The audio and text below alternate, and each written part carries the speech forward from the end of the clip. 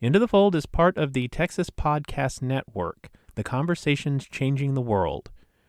Brought to you by the University of Texas at Austin, the opinions expressed in this podcast represent the views of the hosts and guests and not of the University of Texas at Austin.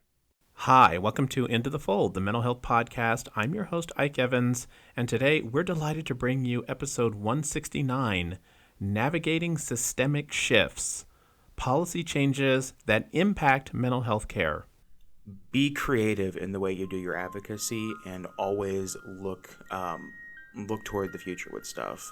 Even if you're out there taking positions that might not seem palatable to the broader reach in Texas, you're starting a conversation about what you believe in. You can compromise on policies, but don't compromise on your values. And as long as you're doing that, you're making a difference in Texas. There's new conversations to be had here all the time about various topics. A lot of them don't involve mental health. A lot of them do involve mental health. It's important to make sure that your boldness should be what kind of keeps you motivated. But first, a quick note on what's in store for 2025. Our theme for this new season of Into the Fold is Mental Health in Transition, Navigating Change and Building Resilience. All season long, we focus on how individuals, families, and communities are adapting to various societal changes and challenges that impact mental health. We are coming to you from Austin, Texas, site of the Texas Legislature, which itself is an epicenter of the changes that are impacting people, as well as concerted efforts to address those changes. We thought it would be fitting to kick off this new season with a look into the bustling world of public policy in Texas, and in particular, how policy changes impact mental health. For this conversation, we're joined by Mandi Zapata of Texas Civil Rights Project, Noah Jones of Texas Counseling Association, and Maia Volk of Disability Rights Texas. They are all Hogg Policy Fellows, employed by organizations that have received Policy Fellows grants from the Hogg Foundation. They came to our studio for a conversation on how their mental health experiences both shape and are shaped by their work in the policy arena. I take you now to that conversation. Okay, so Mandi, Maia, Noah, thank you so much for being here with us today. Great to be here. Yeah, thank you. I appreciate that. Okay, so our guiding question is, what are kind of the most significant recent policy changes impacting mental health care in Texas? And I know that that's a harrowingly broad question. So I just want to hear from each of you kind of your own point of view on either, whether it be specific legislative changes, proposals, and in particular, how these impact the particular communities, that you care about, and that you have the closest affinity to.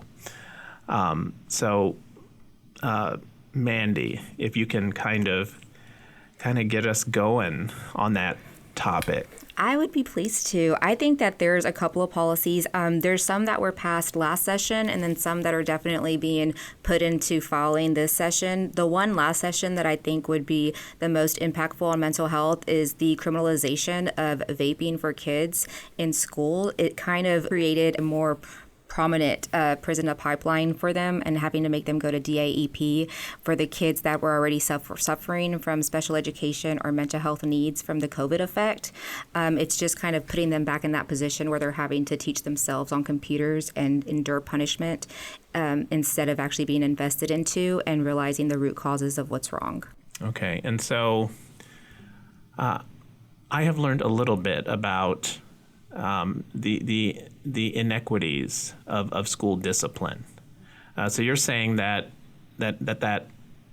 recent development has exacerbated the problem, basically. 100%. I think that the kids, they are kind of being labeled as misfits or having disciplinary or behavioral issues. I've actually heard people reference this generation as being more I guess, aggressive or angry. And I think what really happened is we did not pay attention to their mental health during the COVID effect. And some people are behind in their education as well. And we have these expectations without actually paying attention to the children's needs. Noah, what is top of mind for you as far as recent policy changes? Last session was a really hard one for school counselors. One of the hardest in memory. And Mandi was talking about all the negative changes that are taking place in schools lately. Schools are supposed to be you're supposed to be fostering a child's mental health. It's supposed to be the cultivating place. And we saw school counselors' professional integrity under attack. The chaplain bill, allowing chaplains to serve in that mental health role, and the bill which removed the 2-year teaching requirement for counselors. Those were two really big bills that we believe hurts the professional standing of counselors in Texas, because you want to have mental health care in schools, but you need to make sure that mental health care is trained on how to deal with certain situations, that they are always vigilant. And the best way to do that is to have a certified school counselor in there, not just anybody. Okay. And so one thing I always wonder is, I mean, you can see the three of us right now kind of nodding as you spoke. But when you're talking to legislators, when you're talking to policymakers, like how big is the divide now that you have to talk your way across when it comes to something even as seemingly basic as the importance of school counseling? I feel as though for a long time, just in general, in mental health care, we've been kind of making those steady strides and stuff like that going up the hill. But it feels like we've kind of hit a plateau in a sense, and we're having to do some of the basic re-education in terms of destigmatizing mental health for a lot of the people who are in elected positions in the state. And that's not necessarily a bad thing. It's just that there's more work to be done on our side now. It's just kind of starting with the basic points about what mental health care is, instead of advancing on to the more complex ideas and theories that we could get to in law.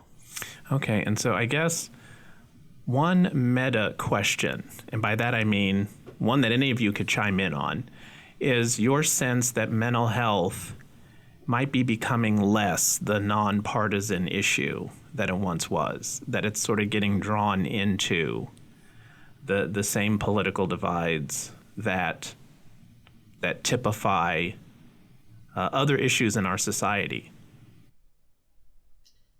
I would say something that I've been noticing in my role at Disability Rights Texas is a lot of misconceptions about mental health, mental illness, and mental health care.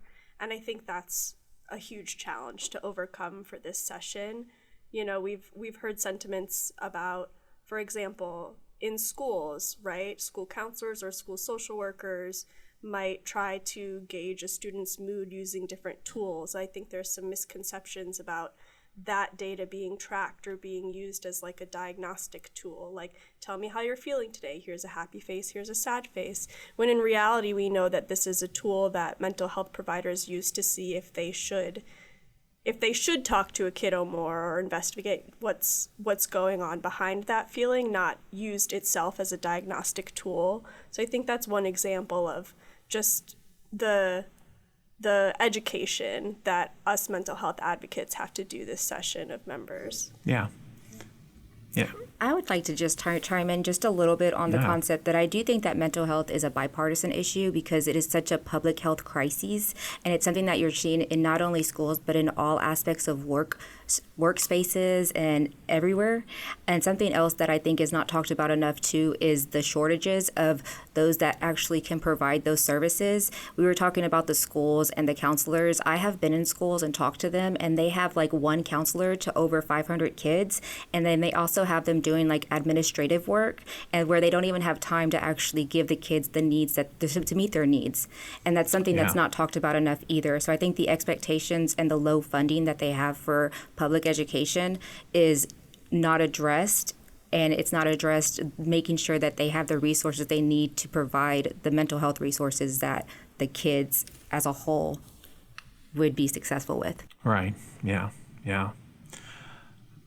Maia, Yes. recent policy changes that kind of impact your own realm of practice. Sure. So I am in the education policy realm. And just to give some context, for the past 3 decades or so, Texas youth have been struggling with anxiety and depression and, their mental health issues more and more every year. And there's a well-documented mental health crisis in our schools. We know that. ESSER funds, which were dispersed to school districts, have run out during the COVID pandemic, have run out this past fall, and 73% of Texas ISDs used these ESSER funds for mental health services. And so now that those funds have run out, I think the legislature this session really has to grapple with how they're going to adequately fund school-based mental health, right? Last session, the school safety allotment, HB3, was passed, and only 1.4% of districts have been using those funds for mental health. They've been overwhelmingly used for the physical hardening of schools, but I think that psychological safety and that positive campus environment is just as important when it comes to the picture of school safety. And so, there's a few bills this session that would create a mental health allotment separate from the school safety allotment that we'll be working on this session, particularly SB 649 by Senator West, that would give districts $100,000 for a school-based mental health allotment. So, yeah. Okay, so the legislative session is just getting underway. Have you in what particular ways have you mapped out for yourselves kind of the criteria that you'll be using to not judge necessarily, but evaluate how successful that your efforts have been? Because policy change is slow going, and there is not a straightforward way to measure your impact, because it's also very much a group effort. So my organization's goal is to increase access to the number of qualified mental health counselors in Texas. So at the end of the day, that's where all of our legislative goals are measured by our membership, because at the end of the day, we're responsible to our membership.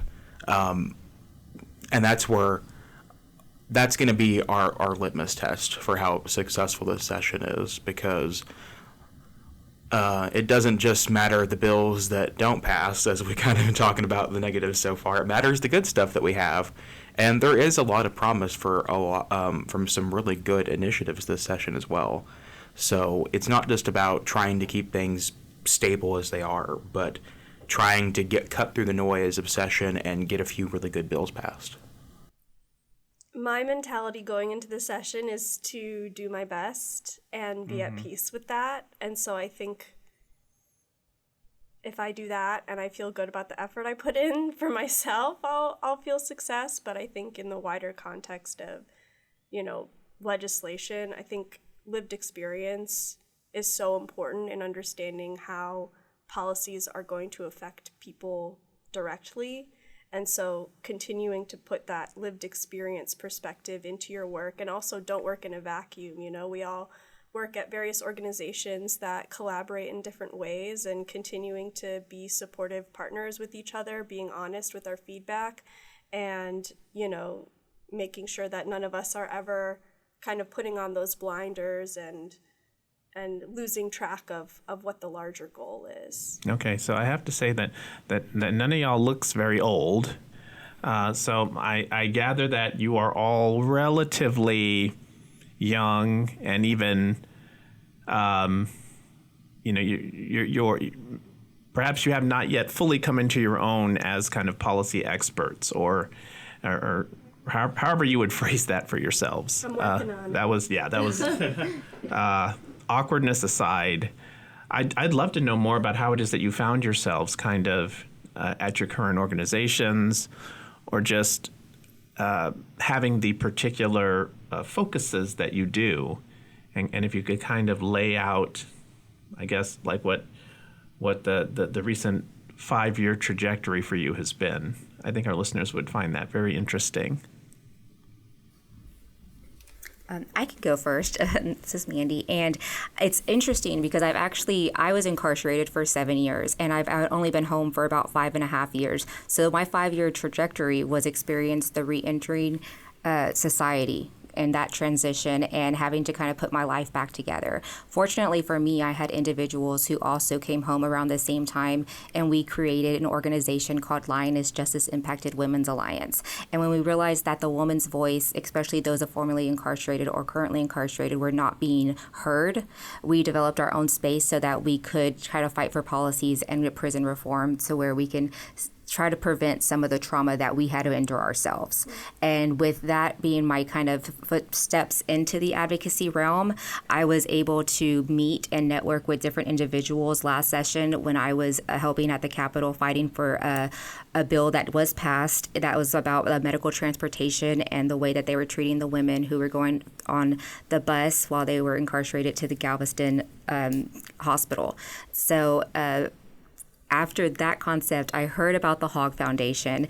And if you've been through any type of oppression or if you've been in any type of incarceration system, then you understand that mental health is very much something that you struggle with. You struggle with it while you're inside. And most of the time you have pre-existing conditions that were not taken care of and recognized as a child. And so there were a lot of systematic things that had intertwined and things I had endured that I did not even know until after therapy and different productive things that I was able to learn through taking trainings and leadership trainings, which was part of this road. So when I applied for the Hogg Fellowship as a peer policy fellow for mental health, I was grateful and thankful that I was able to be accepted with Texas Civil Rights Project, and that's why I'm here. Oh, wonderful. Yeah. I have a social work background, so I have experience working with youth and families in an interfaith context, in faith-based context. I worked with clients at an HIV specialty clinic. I've worked in school, providing school social work services. And I think for me, something that I kept running up against was, I would be sitting there with my client, and instead of being in the moment with my client, my brain would be thinking about all of the upstream issues and challenges that if they were fixed, they would not only help my client, but help, many others in my client's situations. And so I decided to pursue policy and mental health policy. And so, the Hogg Fellowship and Disability Rights Texas for me is the perfect intersection of that, direct social work, person and environment context, and also that systemic high-level policy work. Like with the mythos of many a Texan, I grew up in a small town, went to a rural school, got to see the impacts of underfunding and kind of being tossed aside. Went to a small Baptist college in my own hometown, and then 2020 kind of was pretty sure I was going to go down the law school path, but just on a whim applied to the LPJ school. And I got accepted there, and sometimes you have those gut feelings about where you're supposed to go in life. Came to Austin. Austin is a very different place than anywhere else in Texas. I know it gets said all the time, but you really don't understand it until you get here. Met some amazing people, and my internship back when I was at LPJ just happened to be in the Texas Senate, in Senator Royce West's office representing Dallas. And that was, I believe, the week right after the Uvalde shooting had happened was when I got there. And they were doing the Senate Special Committee on trying to find solutions, and I was thrown into trying to help find mental health solutions that would be kind of palatable in the Texas environment. And while I was in that office, it made me realize that mental health was not this far-flung issue in Texas, that there were a lot of people here, it didn't matter what their party was, who were trying to look for solutions, and there was a lot more agreement than you would have thought. So that was what started me on my trajectory, and that eventually led me to the Texas Counseling Association, where we get to represent a ton of counselors from around the state, both in school settings and in private and clinical practice. And it's been the best experience so far, just because you can see the real life impacts of what you're doing with the people that you get to meet at conventions, events, even just shaking hands and doing Zoom meetings. You get to see that there is impact in this work. Okay, so now that we've said a little bit about the changes, if we could spend a few minutes just kind of having a conversation about how individuals and organizations can respond. And so I'd just love to know what you have learned about effective advocacy for individuals and organizations. What have you learned really works, and perhaps what have you learned that isn't so effective, that anyone kind of new entering this work you would like to know. Maia, why don't we pass the ball back to you? Yeah, it really takes a village to pass effective policy, and so much of the work that we do is in coalition, and I find that the more energy you put into investing in the relationships with other stakeholders and with other folks in your coalition, the stronger that coalition will be and the better work you'll all do together. I think sometimes working across a broad coalition can bring challenges if, different organizations have different priorities, or even just like getting caught up in the mess that is calendars and herding cats and disorganization. But I really think the more energy you put into building a solid foundation for your coalition, the better work that you'll do together. And you really can't do this work alone. 100%. I think that is the fundamental truth, is you cannot do this work alone. And if I had to say something in regards to building a community, is definitely the foundations of getting any type of policy passed. And also just knowing that you have to be mindful and intentional with what outcome you want. Sometimes you have to let the little disputes and things you might not see all the way perfect go, so that you can get the common good and what you want to accomplished. And that's something that I've had to learn. To be a really effective network or even policy maker, you might not get 100% of what you want, but if you can get 85, you can come back next session and try to get that other 25.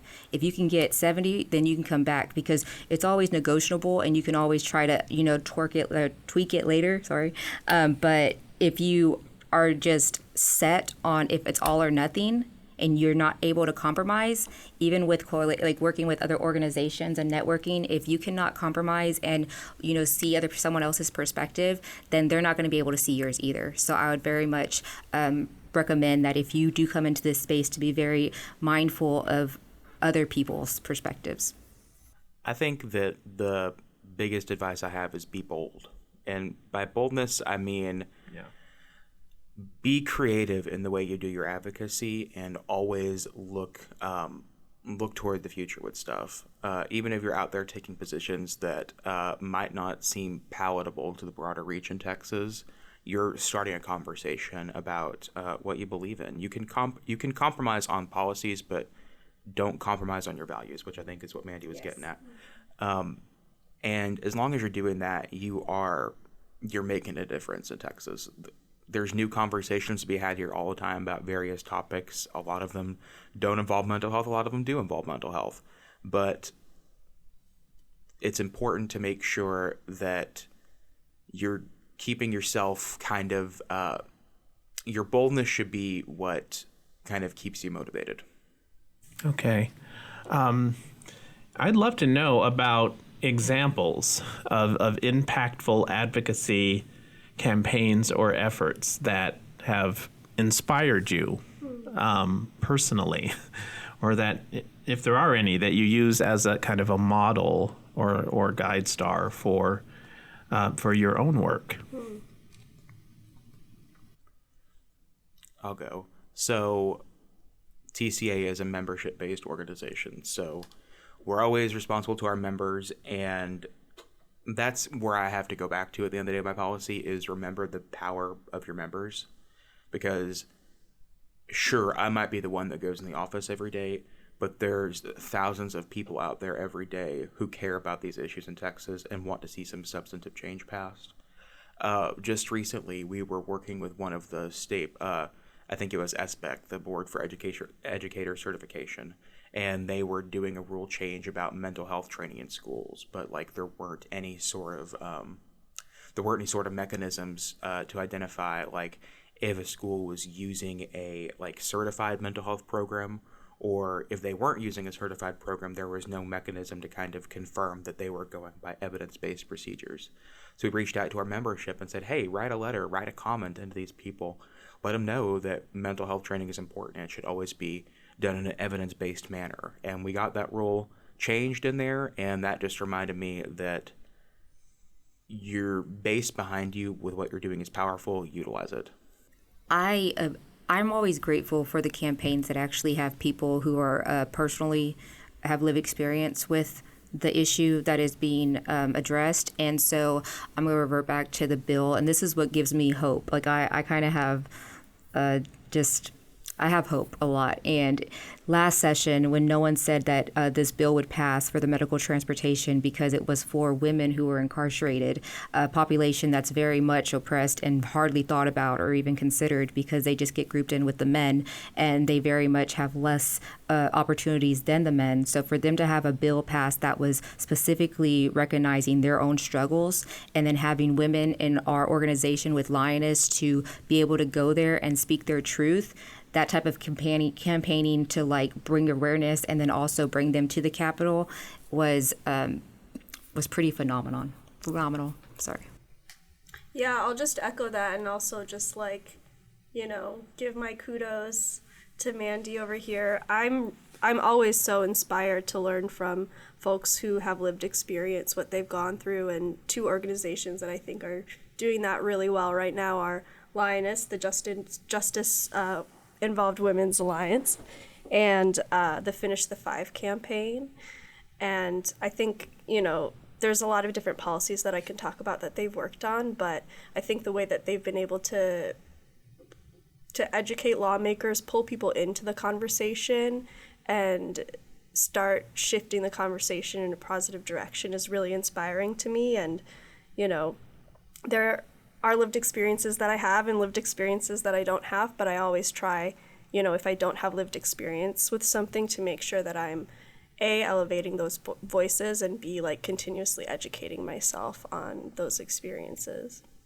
Okay. I'm going to gush on y'all for a second here. Y'all are two of like my favorite people to be around from this cohort, just because oh my gosh, I love, first of all, if any of the cohorts listening, I love y'all all too, but I love hearing your empathy, Maia. You always have a great ability to listen to other people and take feedback and like understand, and you've crafted good stuff so far just from what I've seen, and I know you're doing great work.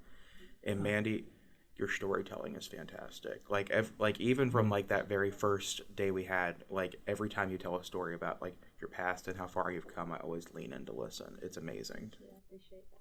And Noah, you're like the best communicator I've ever heard in my life. Seriously, you're an incredible communicator. I've learned a lot from you so far, just being in a cohort with you and seeing how you conduct yourself. And, sometimes it's really stressful, especially being early in our careers as policy folks, to be in a room full of powerful people and try and position yourself as, someone they should listen to. And I think you do that phenomenally. Yeah. Thank you so much. So I'm going to get y'all out of here on this final question. Just anything resources-wise, information, or for those who are listening who want to learn more about your work, how they can support it, that you'd like to share or tell them about. And let's just go around clockwise, starting with Noah. Sure. If anyone's listening to this and you feel like this politics is hopeless in the state of Texas because things aren't going the way you think, please do not give up hope. I understand that that's sometimes the default response for people, and I fully understand it, but there's a lot of good people out there who agree with you. It doesn't matter what letter happens to come after their name on the legislative list and stuff, but not all issues are red and blue. Sometimes issues are just common sense to people, and luckily, mental health is starting to become one of those issues. If you happen to be a counselor listening, join the Texas Counseling Association. We would love to have you. We're the professional home for counselors in Texas. You get advocacy work from lovely people like me, and you get education credits as well. So I will be advertising that 100%. And best resources. Your best resource is to make sure that you have a life outside of politics. It's really easy to get yourself 100% invested in this work because of how important it is. But just make sure you take some time for yourself, invest in your friends, invest in your family. Beautiful. He said that so well. So if I had to give a little lasting note to someone or people, whoever is listening, then I actually would do a call to action. I think that if you want to create change, you have to be part of the change that you want to see.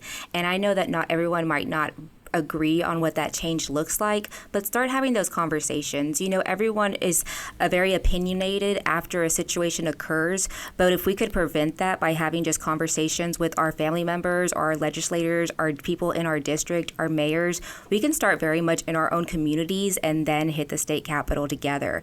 And I think that, you know, if you need to know more resources as far as the data, don't assume that you know what's going on within the penal system or what's going on within your county. Investigate it. There's things that are happening right underneath our noses that we're unaware of. And be mindful that when you have an opinion, whether it's always bipartisan when it has to do with humans. And we're all humans, and we all have emotions, and we all have feelings. And just be mindful that it might not affect you directly, but it might affect a generation that comes from you. And I would just definitely keep all of that in mind and just make sure that you not only look at your own perspective, but try to see other people's perspectives when you are educating and having an opinion on about anything that has to do with policies or laws. And with that being said, I would also like to do a little pitch for Texas Civil Rights Project. I know that a lot of people talk about how everyone has a right to do this and a right to do that. And let's be mindful that we don't ever want to take anyone's civil rights, because there was already so much that was fought behind that we would hate to have to go backwards. We need to keep moving forward, and we need to keep fighting for what's right.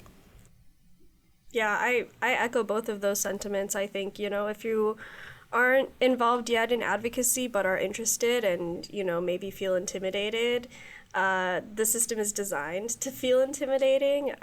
There's not a certain amount that you need to know about a particular policy or to be a policy wonk to have your voice be heard. That lived experience, once again, is the most important thing. And also, I think, for people with disabilities experience mental health challenges at higher rates and utilize services more, but face more challenges to accessing those services. So, a resource for folks with disabilities, Disability Rights Texas, it's our state's protection and advocacy agency for people with disabilities in our state, and we provide legal assistance to people who are having their civil rights violated. And we educate policymakers, we inform people about their rights, we offer case management services. So, look us up, Google us. Okay. Maia, Mandi, Noah, thank you so much for taking the time to be with us today. We really do appreciate it. Thank you. Thank you. It was fun. So I don't need to remind anyone that we just experienced another presidential election back in November. And for better or for worse, any new election is an opportunity to reflect on the challenges inherent in doing policy work, while also showing the resilience needed to not be done in by policy work, if that makes sense. I hope it does. The episode that you just listened to pairs really nicely with one that we offered at the beginning of December, episode 167, titled The Purpose of Policy Work in a Divisive Time.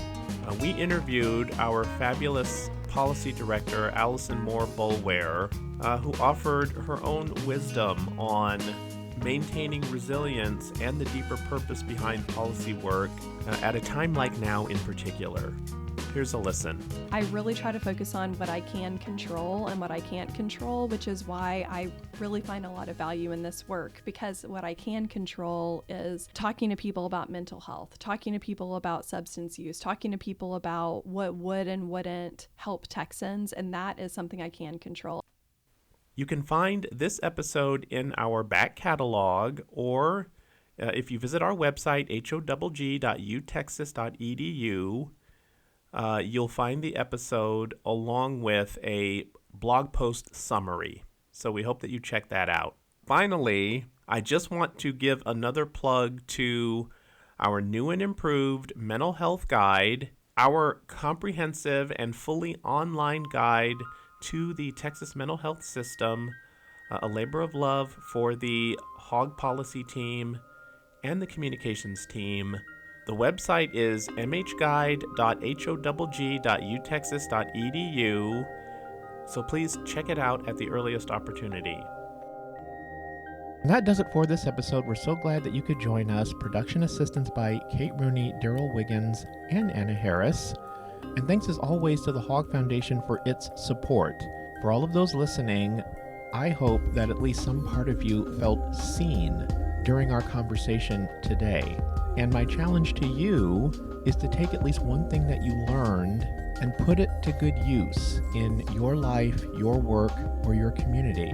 And then to drop us a line at intothefold@austin.utexas.edu. We would love to know how this conversation impacted you and anything that you might be doing to further the conversation, or anything that you might be doing to carry the lessons forward for the benefit of those who you care about. Please leave us a review, subscribe to us on the podcast app of your choice. You can find us on Apple Podcasts, Google Podcasts, Spotify, TuneIn, or wherever you get your podcasts. Taking us out now is Anna's Good Vibes by our friend Anna Harris. Thanks for joining us.